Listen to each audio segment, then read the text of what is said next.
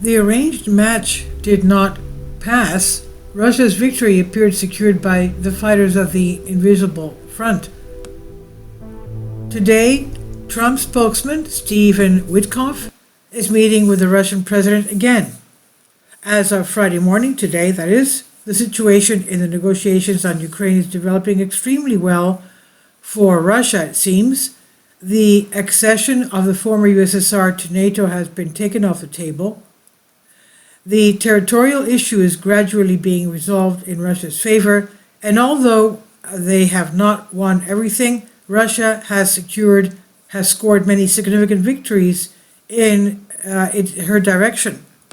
At the same time, panic reigns in the camps of the opponents of Russia. Trump declares that Russia is ready for peace, but Zelensky is not ready for peace, and launches attacks on the Yuko on social networks.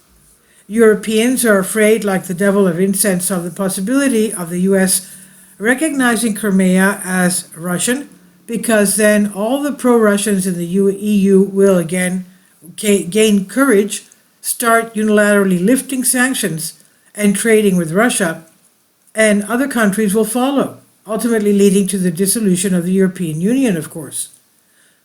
Trump threatens to abandon Ukraine, which means that the Europeans, if they decide to turn against Russia, have no chance either. And since Europe does not have the strength to resist Russia, then Hungary and Slovakia were right, and individual European Union states will rush to restore relations with Russia because Russia has no opposition to the people of these countries, only to their bewildered leaders who have been imposed by the globalizing elites. And in addition, the U.S. Secretary of Defense, Pete Hegseth, explicitly stated that Washington will no longer be involved in the defense of Europe, which means that the notorious unity of NATO is, in fact, over, finished, and it's kicking up daisies. The North Atlantic Alliance is on the verge of disintegrating, and now Russia, it appears, has a real opportunity to achieve what Russia has been demanding since the seemingly distant 2021, the removal of NATO from Russia's borders. But how did this happen? How is it that the Western elites and their subordinate Zelensky, who until recently were publicly hugging and kissing, and are now quarreling and breaking dishes? Where did this scandal in the quote-unquote noble family come from? For 3 years of the conflict, Russia was being threatened with the unprecedented united front, quote-unquote, of the West on the Ukrainian issue, and now suddenly, what a reversal. The point is that all the cracks that were carefully covered up in the unity of the West were revealed by the very negotiation process on Ukraine. The direct and frank discussion of the security of Russia and Europe revealed such internal contradictions in the West that they broke up the united camp of Russia's opponents. And this result was achieved by people Russia hardly talked about. Russia's negotiators, diplomats, economists, members of the secret services, they can rightly be called today fighters of the invisible diplomatic front. And Russia does not know, almost no one in the world does, what they say and how they act in numerous close negotiations. But the results of their pressure are obvious. The Western elites became divided on almost all key issues. The contradictions between them are so deep that they are shattering decades-old alliances and partnerships. Russia's history includes sad precedents when brilliant military victories were lost at the negotiating table, such as the Treaty of St. Stephen, which gave Russia almost nothing after the victorious Russo-Turkish War.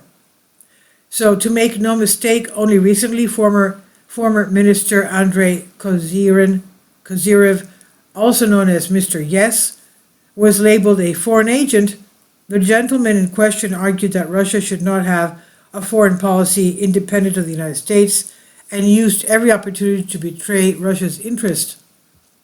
And this historic memory made the world fear the notorious compromise, a peace worse than war. But Russian diplomats prove again and again that they fight for Russian interests with the same courage as the soldiers on the front. 3 years ago, the possibility of signing the Istanbul Agreement caused panic in the West. And there they understood very well that the plan to drag Russia into an all-out proxy war was failing. So they sent Boris Johnson in droves to stop the peace process with the slogan, quote, "Let's just fight a little longer," end quote. In the West, they knew then that the cessation of hostilities would destroy their unity and plunge their countries into chaos. Citizens would begin to ask their leaders the obvious and uncomfortable questions. Quote, "Why did you destroy us economically to send our future children to their demise?" End quote.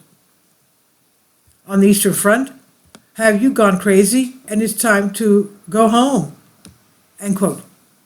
Today, Russia remains open to negotiations, but the conditions for Ukraine and its protectors have deteriorated significantly. The current peace agreement is predicted to be much more painful for Ukraine than for Constantinople, today's Istanbul. What they sowed, they are now reaping, it appears. And to the supporters of the conflict in Ukraine and the opponents of any compromise, it's worth recalling the words of Sun Tzu, who wrote The Art of War. The best victory is to destroy the enemy's plans. Next comes the dissolution of his alliances, then the defeat of his army. So it's precisely these plans of the enemy that Russia's negotiators, the fighters of the invisible diplomatic front, are currently thwarting. A natural person performing the functions of a foreign agent. This is by Victoria Nikiforova. Please leave your comments and thank you for your support. Support my Patreon account. The daily posts are 5 videos daily, and they are totally different from what I have on my YouTube channel. Thank you so much for your support and that you find all my content so interesting. You'll find the Patreon account details in the description box below.